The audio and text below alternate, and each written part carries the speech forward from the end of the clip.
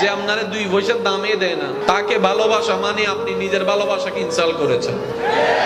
যে আপনাকে 2টা পয়সার পাত্তা দেয় না, তার পিছনে লেললের করে গুড়া মানে আপনি নিজের ব্যক্তিত্বকে পানির মধ্যে ডুবাই দিয়েছেন। আর একটু জোরে বলতে হবে, ঠিক কিনা? কারণ আত্মসম্মান বোধ বলেও তো একটা কথা আছে, সেলফ রেসপেক্ট বলেও তো একটা কথা আছে। এই পৃথিবীতে যে নিজের সম্মান নিজেকে দিতে জানে না, এই সৃষ্টি কখনো তাকে মূল্যায়ন করে না, সম্মান দেয় না। কথা বলেন ঠিক কিনা?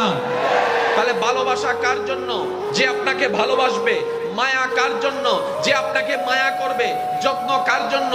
যে আপনার যত্ন নিবে। খবর নিবেন কার? যে আপনার খবর রাখবে। কেয়ার করবেন কার? যে আপনার কেয়ার করবে। আপনি স্মরণ করবেন কাকে? যে আপনার বিপদে পাশে থাকবে, যে আপনার কষ্টে পাশে থাকবে। কথা বলেন ঠিক কিনা? পাশে থাকবে আপনার কষ্টে, আপনার বিপদে। এবার আপনি যদি এই থিওরির মধ্যে ভালোবাসার ক্যাটাগরি খেয়াল করতে যান, এবার ঈমানের সাথে একটা কথা বলেন, আল্লাহর চাইতে বড় যত্নবান আর তো কেউ নাই। আল্লাহর চাইতে বড় যত্নবান আর তো কেউ নাই।